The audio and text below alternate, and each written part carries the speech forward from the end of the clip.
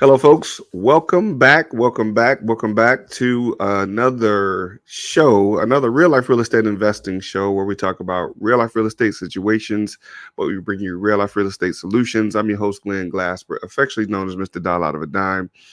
And I have a awesome guest that's going to be sharing some amazing information today. So stick around. We don't want you to miss out on some of the great stuff that we're going to be sharing and bring your questions. Make sure you take notes, and we'll see you in just a minute.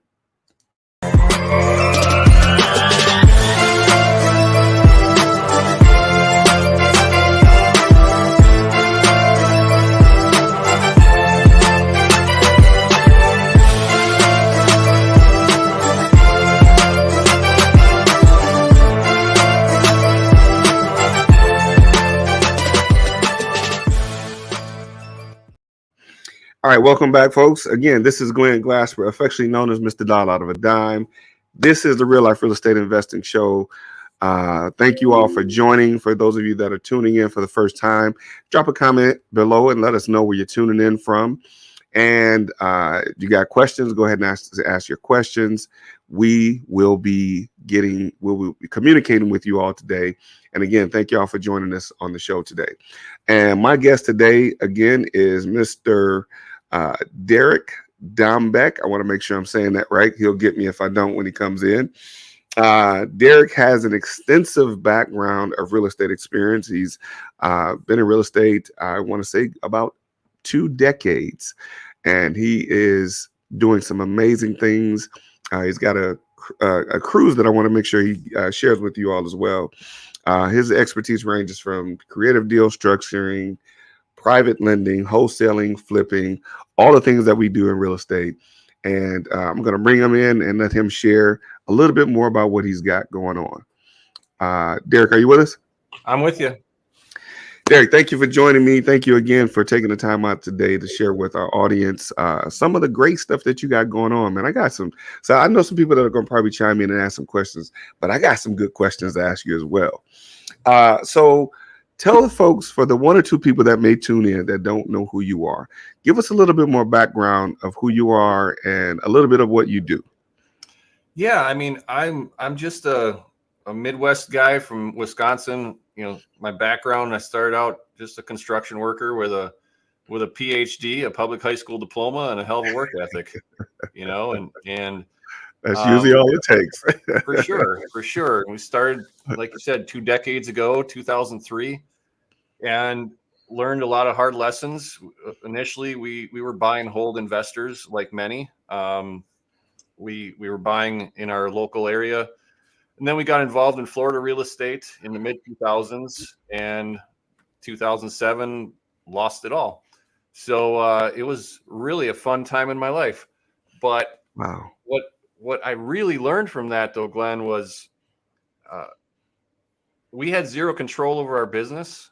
You know, we used banks for all of our funding, and it didn't matter what we were doing behind the scenes when the banking industry shut down, much like, you know, is kind of happening in some markets right now, right? Silicon Valley Bank and a couple other banks, right? The people that are utilizing those banks now find themselves in a position of zero control. And I hated that feeling. I never wanted to fall under somebody else's decision making or control again with our business. So after we got everything cleaned up, and it took a few years, sorted through the mess, we learned how to get creative. We learned how to deal structure properly without using banks. And I'm not saying never use banks, because they certainly do have a role. But personally, I don't really use banks for hardly anything. And you know, we've taken on joint venture partners, business partners, things of that nature until about 2012, 2013. I met my current business partner, Jeff, and you know, we started out just flipping houses together, a few, and then that blossomed into more houses, as well as a mentorship program. We were mentoring local investors and partnering with them, and all of this was done with private capital that we raised. We got to the point where we actually raised more private capital than we could keep busy on our own, So we started lending in arbitrage business, paying our investors for the use of their money and upcharging the interest rate and charging points for the loans. And that was a side gig for a few years, and it just grew organically, to the point now there's a dozen of us that run Best REI Funding, behind the scenes, the staff, and it's not a side gig anymore. It's a full blown, millions of dollars going out in loans each month, and all of that just because we didn't quit. I mean, that's the lesson. I really want to get it out there. Like we didn't quit. Also, Glenn, the second half of my career, we just started to embrace building networks. I was a closet investor the first half of my career. I didn't have anybody to get help from or to collaborate with, bounce ideas off of, and that was a major mistake on our part. So now I'm very much all about building networks. We host several national masterminds at this point. You mentioned the cruise. We do run a conference, which I can talk about a little later.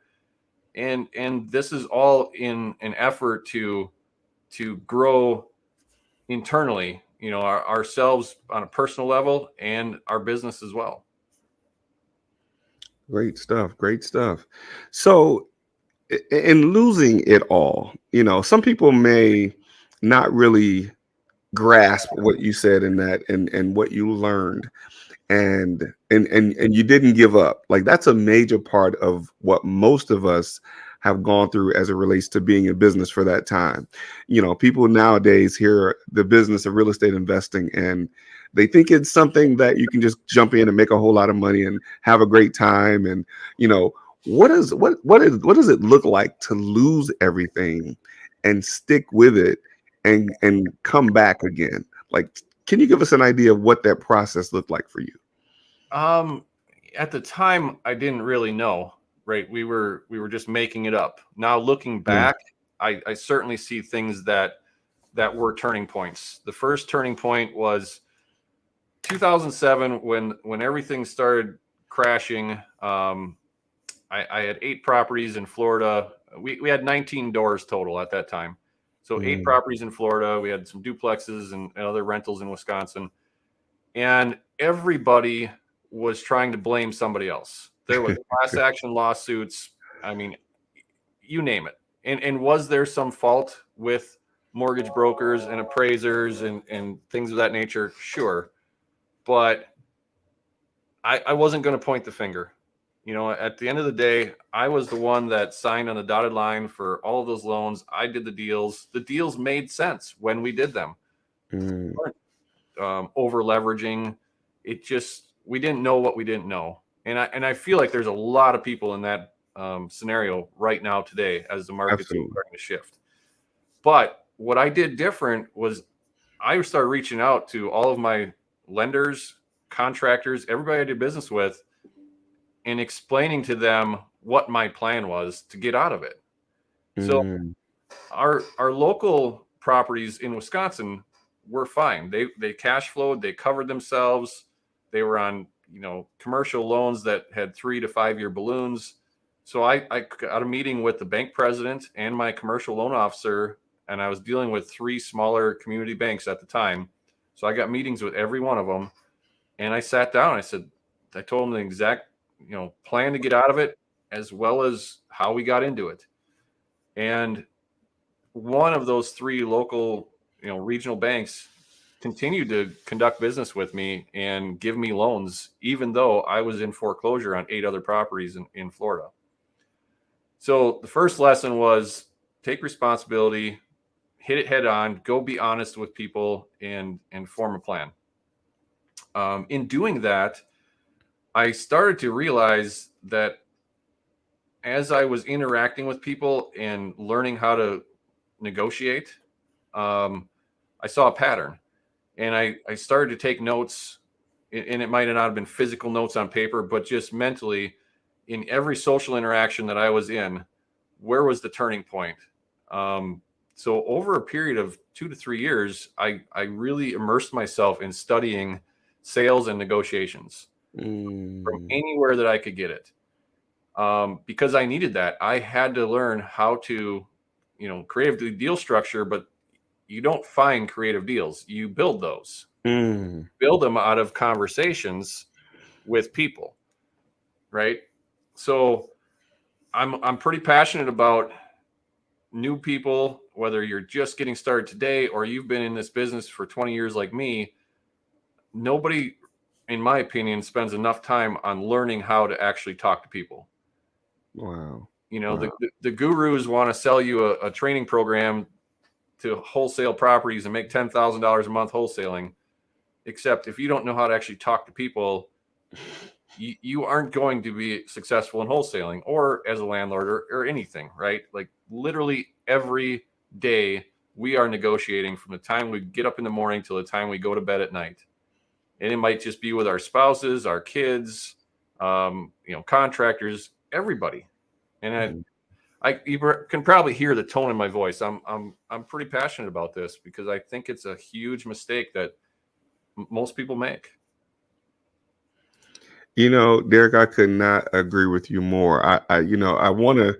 It's almost like I want to jump up and down and clap and shout. Do it, man. Just do it. Because I could not agree with you more. I mean, and that information that you just shared is something that quite a few people miss.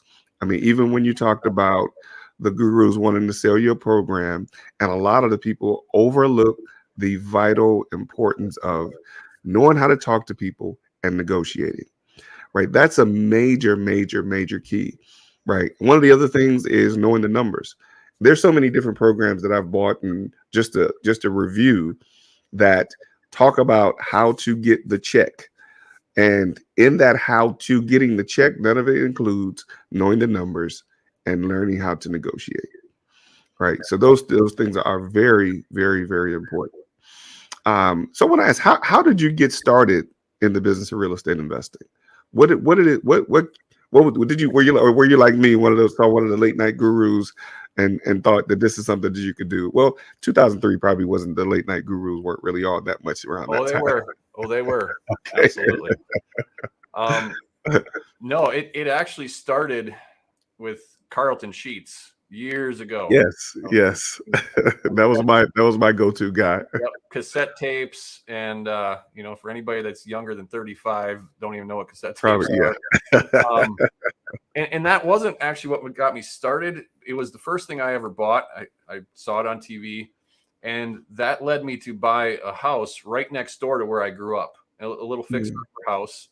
I was 21 years old, and wow. I bought that house. I was a construction worker, so I just understood what sweat equity could do for me. And it wasn't until a few years later I got married, and we were about 26, I think, as far as age goes. And I had seen what we were able to do with our own house and build up some sweat equity. And there was a late night infomercial on, and there was a guru coming to our local town. And what I was looking for was how to get my wife on board, because I knew what I could do and what I wanted to do, but I needed something to get her, on the same wavelength. And it worked. We went to the 3-day, we went to some boot camps. Again, as I said earlier, I should have been more diligent when at those boot camps to meet other people and stay connected to the other people. I met plenty of people. I just didn't stay connected. That was the start for us. And I do things, I kind of jump all in. So our first 2 months in real estate, we closed 4 deals, two in Wisconsin, 2 in Florida. And, we cashed in my wife's 401k for some seed money, and we were off to the races. But we had great jobs, we had great credit, and back then the banks were, throwing money at you if you could fog a mirror. Right. So that's why we did build up a very fast portfolio. And as I said earlier, we didn't know what we didn't know. And now, if you would have asked me back then, I was God's gift to real estate investing. I was the king shit, right? Much like I might offend some of your listeners, but much like some of the wholesalers that have been, wholesaling the last 3 or 4 years, and they could get astronomical wholesale fees. Absolutely. Well, those days are probably coming to an end for them. And Mm-hmm. many of them built up this very large overhead cost on a monthly basis as well, which they could feed that monster before. That monster is probably pretty hungry right now for a lot of wholesale, you know. So, which for me, Glenn, it's kind of like already knowing the end of the movie. After you've been through a couple different market cycles, I've been looking forward to this change in the market for several years. Opportunity is everywhere, and I love it if you know what to look for. Yeah, that's another very important thing. As you mentioned, going through a couple different market cycles. Now I got to ask you this question, right? Because you're hitting the nails on the head. It's like you came in with a hammer, knowing what to swing at. It's almost like you coached me a little bit, Glenn. Right? It's almost like I set this up. Yeah. So I got to ask the question. Now you talked about knowing negotiations, you talked about the gurus, and you talked about those things, and experiencing in a couple of different market cycles. Would you say, I'm gonna put you on the spot here, Derek. Yep. Would you say someone with 5 to 10 years of real estate experience should be a coach or a mentor in the real estate business? I would say 5 years or less, no, because you haven't seen a different market. 10 years ago, yeah, I mean, it was, I think you could claim you have enough experience. You were kind of coming out of, the bad market, but and I'll put a caveat to that. Should you be a coach with less than 5 years of experience? Yes, but in a narrow field. You may be able to coach in exactly what you've been doing, but where I live, we don't have huge populations of in our cities that we do business in. Milwaukee is the biggest city in our state, and I lend there, but I don't buy there. So most of the cities that I actually buy in are 25,000 to 150,000 population, right? You have to know more than one strategy to be able to survive. So wholesalers usually don't last long in our region or any other area. If you've got listeners that are in these smaller markets like me, you damn well better get good at several different strategies if you want to make it full time, right?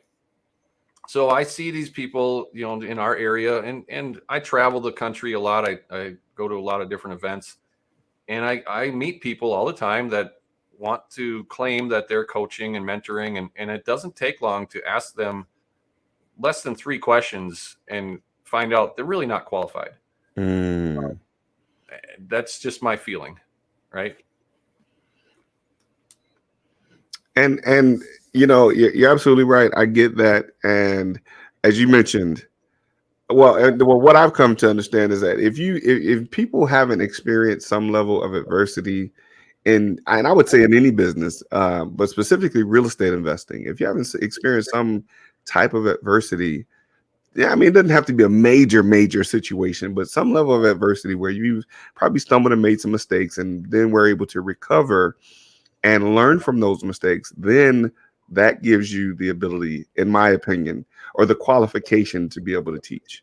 Now, if you made 1,000 mistakes in 3 years and you've overcome and recovered from those mistakes, maybe you got a little bit of enough experience to be able to share with someone how you overcame those issues. That's how I look at it. But I do believe, though, the market cycle does help with the experience of a market cycle change, does help with overcoming the change that you have no control over, right? So I think that plays a major role in that. Well, and the other factor, Glenn, is we need market shifts. Absolutely. It weeds out the weak. It absolutely does. It absolutely does. This will be a very unpopular statement with a lot of people, maybe not on this podcast, but just the population in general. We as humans are the only species on Earth that prop up the weak. Every other species, it's the weak don't survive. Yeah. And Yes. I'm not saying we shouldn't take care of the downtrodden and the people that actually need it, but when we've got real estate agents out there for the first time in history, last year there was more licensed agents in the country than there was listed properties for sale. That's a Definitely. problem. That's a real Definitely. problem, So we need some of these people to fall by the wayside. Same thing with the HGTV watching house flippers.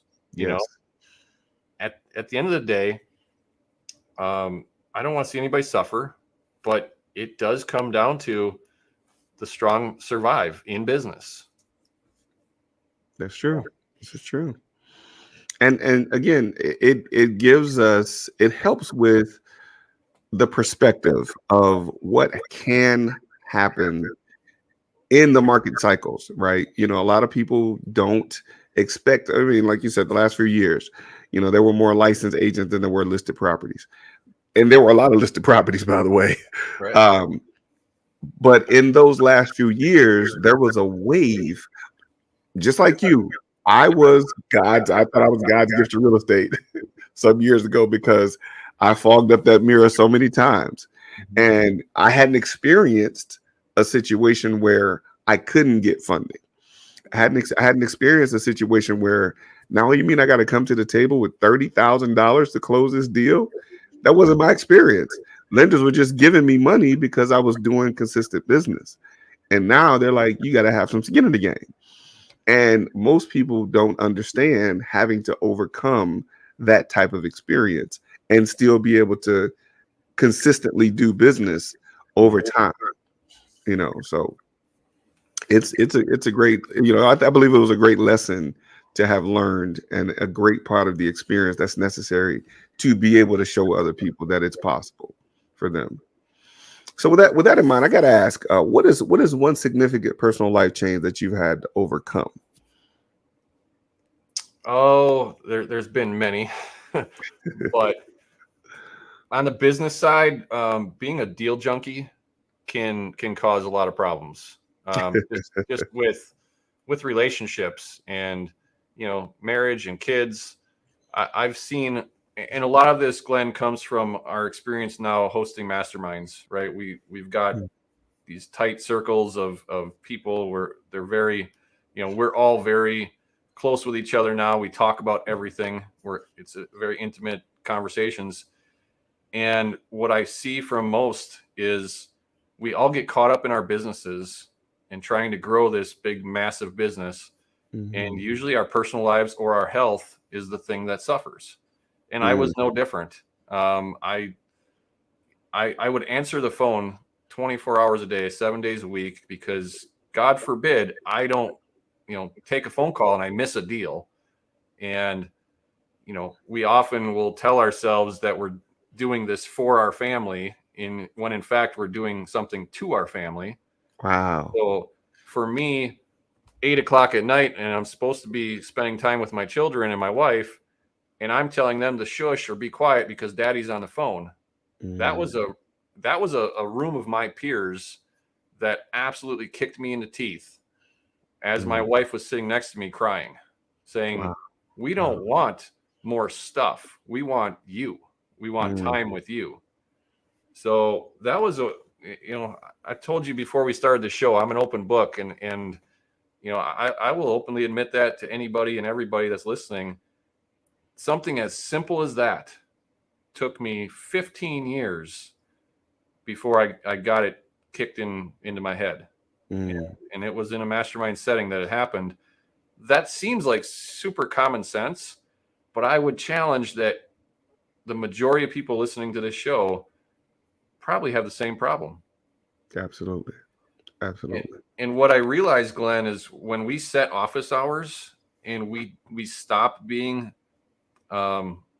accessible 24/7, our business didn't suffer at all. It actually increased because people will adapt their schedule to when you're available. Let them Wow. take a half a day off from work. Let them call you on their lunch break, whatever they need to do to get your services or whatever your expertise is, and live a better life. Wow. Wow. I don't know what it is, Derek. I think we might be some kind of, I don't know if they call it kindred spirit, or we're probably the twins that we didn't know about. Brothers from another mother, something like Right, that. exactly. Yeah. Because I tell you, I had to learn those lessons. Your first thing for me was having the discipline to be an entrepreneur, right? And wake up in the morning. My biggest thing was waking up in the morning and setting the wake up hours. But as you mentioned, I didn't know how to turn off the evening hours for a long time. I didn't know how to turn off the evening hours. I mean, I was, from 9 to 9 or 9 to 12 or whatever. I would be making calls on real estate deals at 11:30 at night sometimes. And then I learned this word that I had no clue about, called boundaries. And I learned to set boundaries. And even times now, my phone rings after 6 o'clock. And sometimes I see who it is, or I recognize the number, and I'm like, I want to take this call. Yep. But as you mentioned, we have to be able to set boundaries, and we have to be able to teach people that that time after a certain time is our own time. And if they want to communicate with us, they're going to have to come within that time. And not saying that we're untouchable or we're inaccessible or anything like that. It's just that we understand the importance of that time that's necessary for our family. And I got a 6-year-old, and what he started to do was he wanted to go with me to look at houses. He wanted to, he wants to be on the show with me. He wants to do the things that I do because this is what he sees me do. And I had to realize that he's trying to conform to me because that's the way he figures that he has to be able to spend time with me, as opposed to me doing what he wants to do to spend time with him. So I get exactly what you're talking about. I get exactly what you're talking about. And it is so important to be able to set a schedule and have boundaries and have time where those people that reach out to you after a certain time understand, it's just nothing personal. I'm just not available for you. Right. And it's, if you want to go to the bank, they're only open certain hours of the day. It And they is don't care how much money you got in there, how much you need to get out. They're going to be closed. so we are the bank. We are the attorney. We are the business person. And where this really came from, Glenn, when I started learning how having a true vision for our life looked and how it Hmm. worked, what the majority of people do wrong, in my opinion, is they build up or try to build up a massive business with the hopes and dreams that someday they'll be able to enjoy the money and the fruits of their labor. Mm. Except someday is not guaranteed. Or someday you might be alone because you've been divorced 3 times and you're paying child support, right? Wow. Wow. So when we and we focus a lot on this at our masterminds that we host, but we help people figure out a personal vision. What do you want for your personal life first? Okay. Block out the calendar for everything you want to do personally, and then build your business to fit within the time that's left in a Yes. given day or week, not vice versa. So as I was doing this, a mentor of mine, he took a month-long RV trip, and I was talking to him one day. I said, "I'm so jealous. I'm so envious. I could never do that." And he said, "Derek, is it in your vision to do it?" And I said, "Well, no, it wasn't. It is now." That was in fall of 2020 when him and I had that conversation. 2021, I took a 5-week RV trip with my family. 2022, I took a 6-week RV trip with my family, and I only blocked off 2 hours Monday through Friday, 2 hours a day for work out of that Mm. entire time. And you know what? Nobody missed me. The staff didn't miss me. They did what they needed to do. I have a business partner that was, back at the office. It worked. It worked absolutely fine. And it wasn't. Now, I will tell you, the first time I did this, I had the shakes for about 2 weeks. That withdrawal, that work withdrawal. 100%. It's that it is withdrawal from living such a busy lifestyle, right? But by Mhm. the time you get to the middle part of that trip and then the end of that trip, you see things so much clearer. You start to realize what's really important. At least I did. And so we're very vision focused on our personal and again, building our business to fit within the time that's left. And it doesn't happen overnight. I'm not going to pretend like it does. But if you never really focus on your personal vision to start with, I promise you it will never happen. Mm-hmm. It just won't. Absolutely. Absolutely. Wow. I think we've given them quite a bit to chew on as it relates to that. Yeah. So let's talk about like I what I'm excited to hear about is two things: the creative deal structuring and the private money lending. How did you get into private money lending? The private money lending came as a byproduct of us raising money for our own deals because, again, there wasn't a bank in the world that was going to touch me after 2007, at least for a few years, right? And so when I met my business partner, Jeff, my current business partner, he had dabbled a little bit in private lending already. So he had a little bit of a base structure there. But we were raising money for our own deals. And then we were also mentoring some local people that we knew from our RIAs. Jeff was already hosting his own real estate investor association group. And then he helped me start one as well. Because we actually live about 100 miles apart from each other as business partners. And so through being the people at the front of the room at our RIAs, people start asking us to coach and mentor. And so we would do joint ventures with them and we would bring the funding. And so that was the start of it. Over time, just organically, it grew. We widened our circle of where we were willing to lend to the point where we got statewide. And it grew in spite of us, not because of us. Honestly, it was all organic. We still to this day do very little advertising. The bulk of our business comes to us from referrals or existing clients. And we have new goals now. We have a new business vision or an updated business vision now of where we would like to take this now that we've got our systems fixed. And there was a point in time where our systems were strained quite a bit. We went from an average of 8 to 10 loans a month to 20 to 25 loans a month. Wow. Yeah, it hit us pretty quick, and it kind of kicked our ass for a little bit. But I'm seeing the way we do it compared to our competition. We're very much involved with our borrowers from start to finish. The last thing we ever want to do is take a property away from a borrower, and we have an extremely low default rate. So the national average for hard money lenders is 25% default. We're under 1%. Wow. And it's not that our borrowers don't have challenges. It's that we're there to help them through those challenges. Good and stuff. as long as they stay in communication with us, we can work pretty much anything out. And there is the rare occasion where they just decide to stop communicating or ghost us. And we have no choice. We have to turn it over to our attorney and go take the property. But that's very rare for us. So great. And I think, Glenn, the last point on that is because we have been in front of the room and educating for all these years, we're training our borrowers to be better real estate investors before they're actually our borrowers. And I think that's a big reason that we're pretty successful as well. Very good. So what is it? What is a person that needs to get a private loan? What does that look like for them? Is it credit? Is it the deal? What is the terms on that? For us, we don't look at credit. We don't look at tax returns. We may collect them, but we don't factor that in. It's asset-based lending. We're looking at the asset.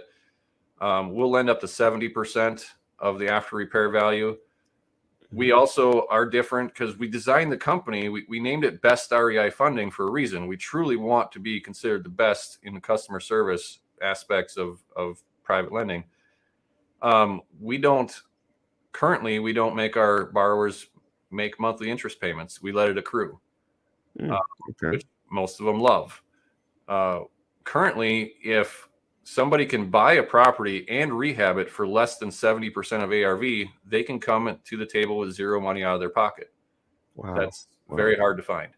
Absolutely. And we do 6-month loans. We do allow for extensions after that, as long as they've hit certain milestones. Mhm. But if they don't, again, it's all about communications. We're open to working things out with them. So Okay. And where do you lend? I mean, is there places that you will lend or won't lend, or do you lend everywhere? currently we're staying within the boundaries of the state of Wisconsin. Mhm. So we raise money, and that's an important point too for anybody that wants to learn about the lending business. We raise money. This is a syndicated fund, and we raise money from all over the country. But the reason that we don't lend all over the country is until we get enough market share right here at home, it doesn't make sense to lend elsewhere. Mhm. We've got boots on the ground. I live in the middle part of the state. I can be anywhere within our state boundaries within 2.5 hours. Got it. And that's really important as a lender. You should, there's a couple golden rules. Um, don't lend money on something you wouldn't want to own, Mm, right? absolutely. Because Right. you may own it someday. Yes, that's true. And don't lend money in areas that you don't have relationships or boots on the ground, because there will be challenges. It's just like Walmart knows there's a certain percentage of products going to get stolen off the shelf every day. Mhm. We as lenders know there's a certain percentage of loans that are going to have challenges. It's Mhm. just the business, Right. right? So for now, that's the plan. The global picture, our business vision. Ultimately, I would probably like to franchise Best REI Funding and open up offices in other parts of the country. But Okay. Good stuff. right now, we are 100% privately funded. I don't take on institutional money. We're not backed by hedge funds or banks or anyone else. It's all real people with real money. And I really love that fact because we get to change lives on that side of it too. Some of our investors into our fund, we're getting 1 or 2% return on their money, if Right. that. And now Mhm. they're getting 9. It Wow. drastically changed their lives in a lot of cases as well. So it's fun. We get to help people on all avenues, from our investors to our borrowers to the people that buy the houses at the end. Mm, mm.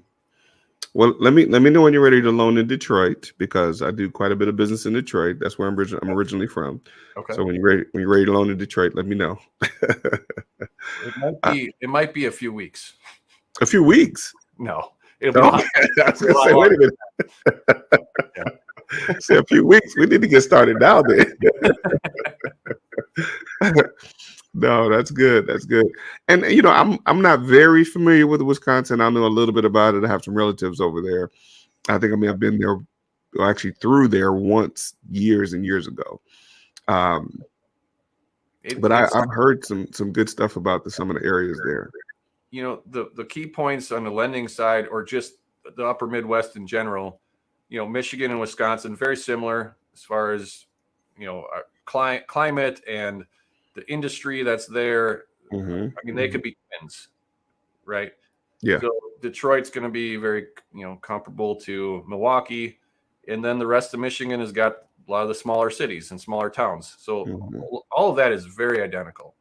Wow. What's Wow. different in the lending space, our commercial foreclosure laws are quite a bit better in Wisconsin than, Mm. say, Illinois or Michigan or Minnesota. Okay. So if I did start lending in another Midwestern state, it'd probably be Minnesota first. Mm. Uh, Okay. Illinois will likely never happen just because of their laws Right. and what it Right. takes to actually protect yourself and get the property back. Mm. So another thing that you have to watch out for is usury laws as far as what you can charge for interest. Hmm. Hmm. Wisconsin's commercial lending laws have zero limits on usury. Right. So those are just a few of the factors that you have to look at. But literally, Glenn, anybody can become a lender. Um, Sure. it, it's not, it is not rocket science. If I can do it, anybody can do it. Like, seriously. Mm. And you find the things that you enjoy to do. And I hate paperwork, so I don't do paperwork. I have staff for that, right? Great. Great. So I'd say what a great way to get into it by having borrowed too much money. Borrow too much money to use on your own, so you start loaning it out. That's a great way to get involved in something like that. Absolutely. And I want to make one point real quick, Glenn, because it's important. What you just said. I didn't borrow the money and then re-lend it out, right? So we raised the money and we have it in a fund. Okay. I am not responsible for them getting paid back. Their money is lent directly to borrowers, and the borrowers are responsible for paying it back. We make a profit on the spread in between interest rates and for servicing the loans. Got it. And that's important, just because I don't want people to go out there and take out $1 million line of credit that they're responsible to pay back and liable for, and then go lend it out. Not that you can't do that. I mean, there's plenty of people that do that and have done that, but there is two different ways. And before we wrap up, I'm going to give everybody a source on where they can learn how to be lenders. So, okay, very good, very good. All right, well, and we'll get into that. I want to ask you about some creative deal structuring. We talked a little bit about that earlier. So, give me an example of what creatively structuring a deal looks like. Okay, so I want to start with my definition of creative deal structuring. First of all, buying a property subject to is not necessarily creative. Buying something on seller financing is not necessarily creative. Using options, using leases, those are all just tools. They're a way to conduct business. What I consider creative is when you start stacking those strategies together. Wow. Okay. So I'll give you a real life deal. I'm going to make the numbers up because I don't have them in front of me. They'll be close. But a real life deal from a couple of years ago. This woman needed to move out of state. She had an existing first mortgage on her property of roughly $67,000. She needed $10,000 cash because she needed to move, and she wanted I believe it was $100,000 or $105,000 for the house total. The house needed a $5,000 paint and carpet update, and then it could be sold off or leased out and be worth about 120 to 125,000. So not a lot of equity there, right? Anybody that was a cash buyer would have walked away from that lead already because there just wasn't a lot of equity. True. Based off what she wanted. So what we did, I'm going to say this pretty quick, but we bought the property, took over her first mortgage subject to. We gave her $10,000 cash. She carried back the rest of her equity in a second mortgage position at 0% interest with about $225 a month payments. And that came out to amortized out to about 6 years of payments. Okay. Now I have this religion, Glenn. I don't like using my own money. Oh my goodness. Good luck. All right. So I called. I'm also nosy with all of my financial friends. I know what they have and what they're seeking. So I call up my friend who has a small IRA, and I said, his name is Dan. I said, Dan, can I use your $20,000 IRA? We're going to structure it where you have a participating note. You're going to get 6% interest only quarterly payments, and I will give you 20% of the upside someday in the future when I sell the property at my discretion. Okay. And Dan says, sure. So I now have 20 grand. What did I do with 20 grand? I gave her $10,000 that she needed up front. I had to stick $5,000 into the property to update it. And I also had to catch up a couple of her payments when I took the loan subject to. She was behind a little bit. Okay. So now I'm into the property with nothing down, nothing out of my pocket. I then advertise the property, put lease option tenants into the property who bring me an upfront option payment. They're going to lease the property for 2 years, and they have up to 2 years to exercise their option and buy the house outright from me at a predetermined price. Okay. So fast forward a couple years, tenants exercise their option. They buy the house. I pay the the first mortgage off. I pay the seller off on the second mortgage. I pay Dan back his principal, and we look at what the net profit was. Dan gets 20% of the net profit. Everything else goes in my pocket, including the cash flow for the 2 years and the tax advantages of owning a rental property for 2 years. Wow. And that is an example of a creative deal structure. So I got to ask one small piece of information you didn't disclose. Mm-hmm. What did you get for option consideration? I usually get minimum 5%. I want to see that people can at least get an FHA loan, which would require 3.5% down plus closing costs. Okay, so that was for me and my nosiness. Can you explain to the people what option consideration is, though? Well, option consideration is what they have to pay to have the right, the exclusive right, to buy the property for the agreed upon amount of time in the option. Mm-hmm. And option consideration does not have to be cash. Okay.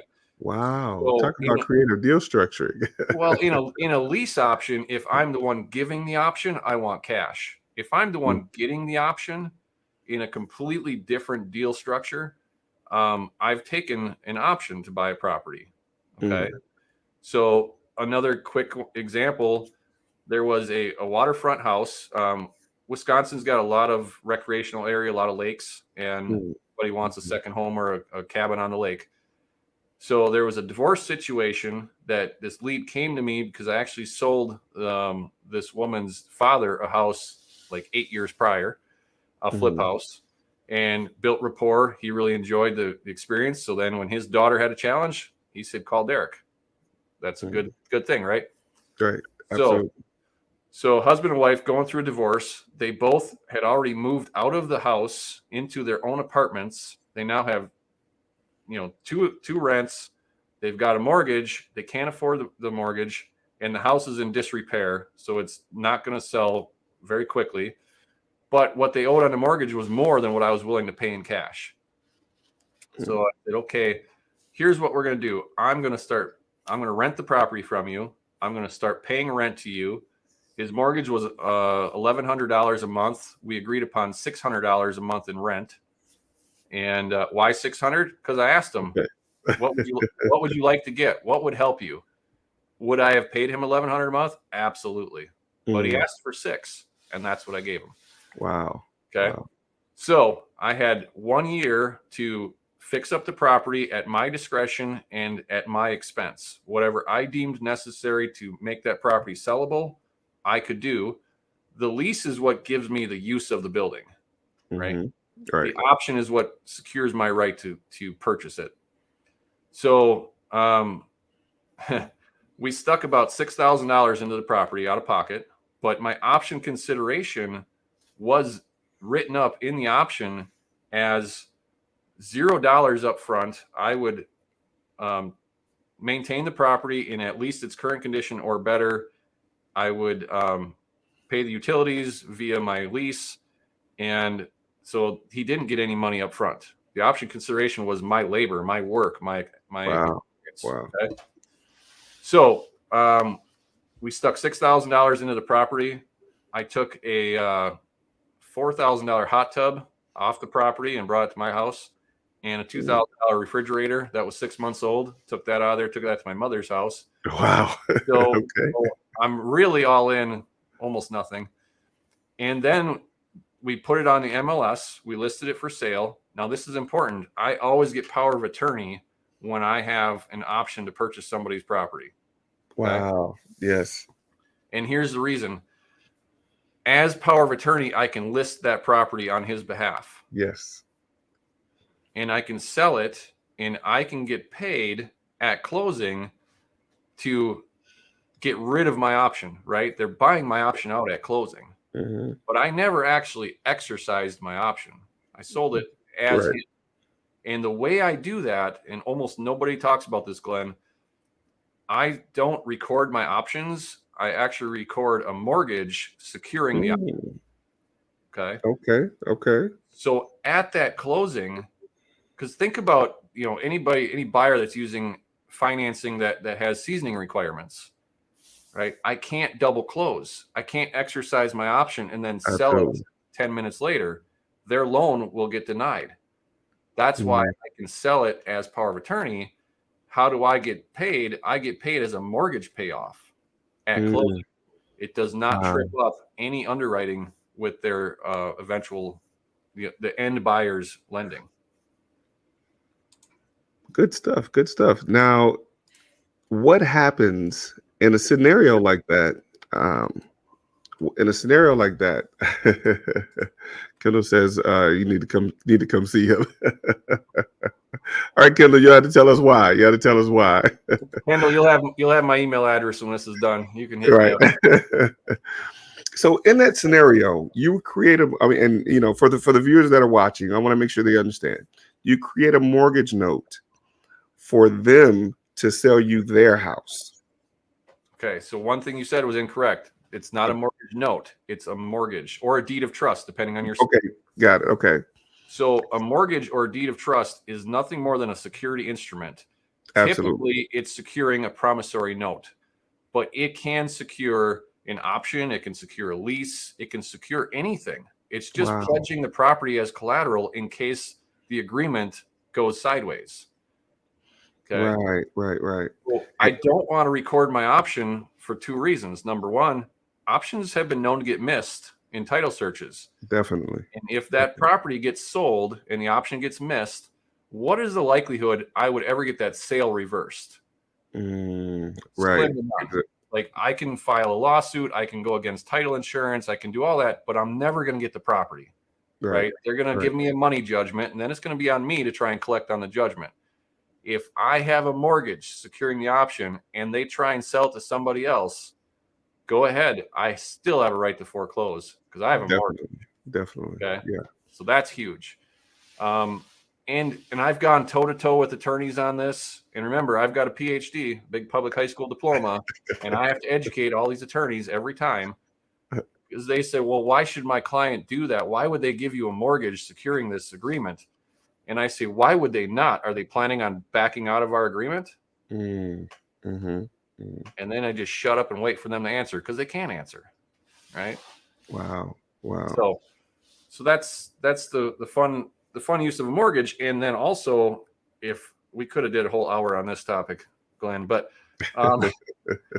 also if let's just say that this person refuses to sell you the property and no longer allows you to buy it. Okay, fine. Now I'm going to foreclose against you. You may not even Wow. get the money that you were supposed to get from the sale of your property. It depends on your foreclosure laws. Right. Wow. So it's Wow. very powerful. Great, great, great. Kendall says that's good stuff. and just for context, Derek, Kendall is a short sales expert. He's been doing short sales for quite some time. So he says it's good stuff. Nice. I'm honored. Kendall, absolutely reach out to me after this is done. I'd love to have a chat with you. Most definitely, most definitely. He said he's using the mortgage strategy as well. Okay, good stuff. Good stuff, Kendall. Okay. All right, and that is very powerful because at the closing, and another thing, so folks can understand what context would be with that is that you get paid as a payoff when you set it up that way. Mm-hmm. So that's great stuff. Reginald Hart says really good stuff. All right, all right, all right. So let's talk about the giveaway. Now I know this has been some great information, and I can ask another 1,000 questions, but I know we're coming up on our time. And for the sake of people understanding some of the major benefits of what you would be offering, you mentioned there's something that you want to offer to the people that are tuning in today. Can you tell us a little bit more about that? Yeah, so there's two things. There's a book that I've been a part of that was released in January, and I'll give anybody that just sends me an email, says, hey, I heard you on the Real Life Real Estate Solutions show. I'll send you the electronic version. Well, when I say I will, my assistant will send you the electronic version. The book itself is called Next Level Your Life. And Wow. this is a compilation book with a bunch of really awesome authors from all across the country. Robert Helms from the Real Estate Guys radio show is in it. Kyle Wilson, who was Jim Rohn's business partner. Wow. Just awesome network of people that I'm blessed to be a co-author with. And we hit #1 on Amazon in like 31 categories, bestseller. So it's really cool. The whole point of Next Level Your Life is almost everybody in there had some adversity, and it talks about how they got through it. And so my story is all about what I went through from the day I started through now. So that you just send an email to Derek@bestreifunding.com and tell me you got it. The second one is I'm authoring my own book, and it has been delayed. It was supposed to be out by now. That book is the A to Z, how anybody can be a private lender. And it goes from how do you take in applications through your underwriting, through servicing, through defaults, just, kind of the redneck construction workers Bible to being a private investor or private lender, I should say. Is that going to be the title of it? Is that the title of it? I have not picked a title yet, but I kicked that one around, but I don't know if it's PC or not, which I'm normally not PC anyways. Right. Yeah.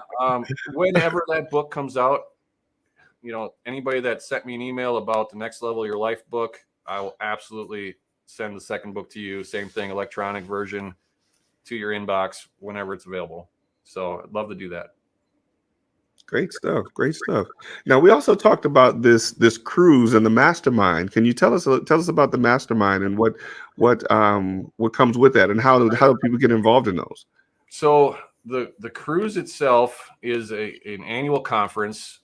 We just came back from it in early March.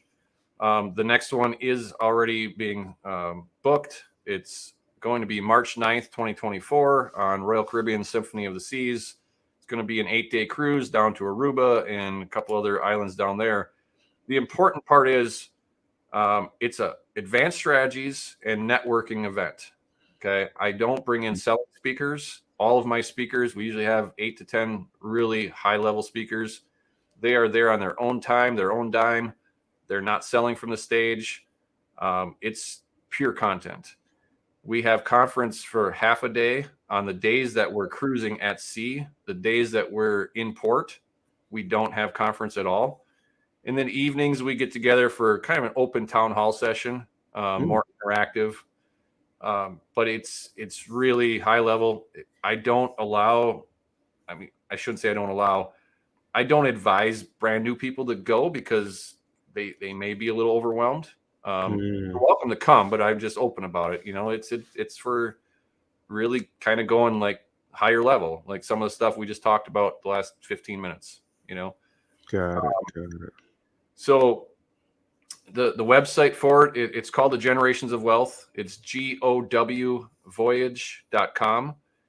The reason it's called Generations of Wealth is I encourage people to bring their kids.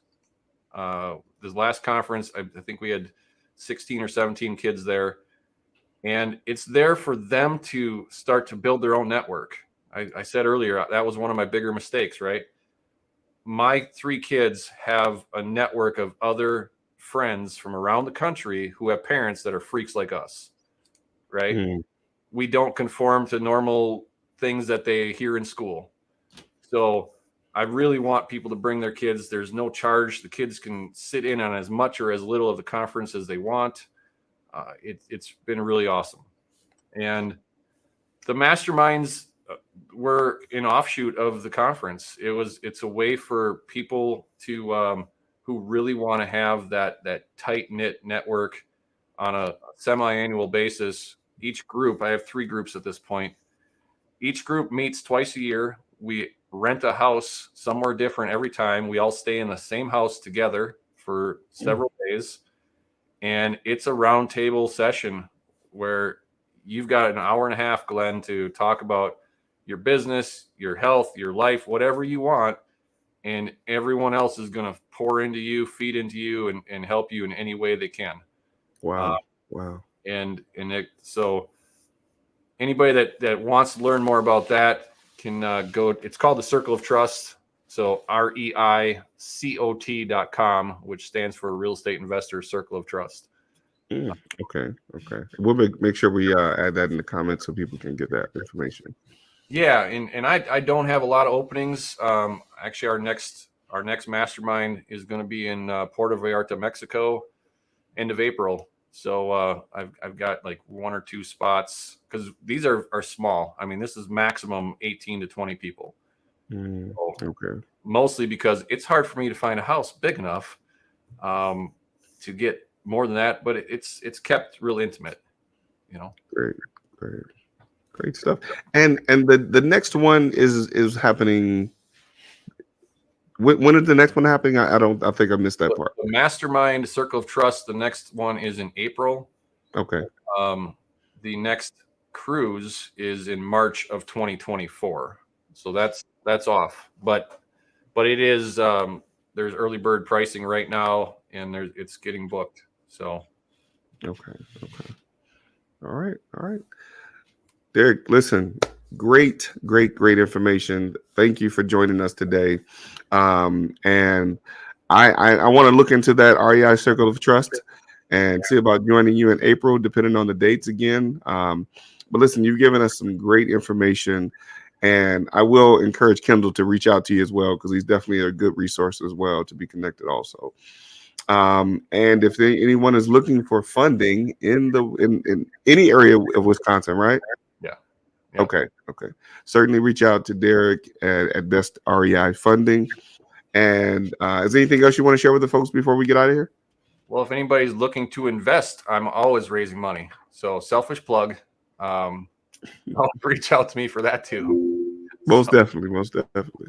Okay. All right. Listen, thanks again, Derek. I look forward to bringing you back as a guest and sharing some more information, especially when you open up Detroit Lending. So that would be a conversation we have. And congratulations on all your success and the things that you're doing. And thank you for being on the show. I think, Glenn, you should open a lending office in Detroit, and I can franchise to you. I absolutely will take you up on that. Thank you for having me. I really appreciate it, Glenn. Great stuff. All right, folks, listen, thank you all for joining us. Again, this is the Real Life Real Estate Investing Show, where we talk about real life real estate situations, but we bring you real life real estate solutions. I'm your host, Glenn Glasper, affectionately known as Mr. Dollar Out of a Dime.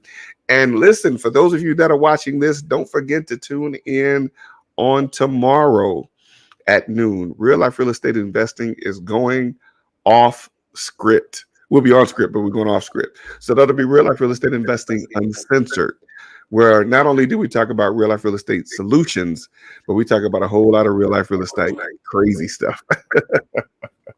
So thank y'all for watching, and see you all next week.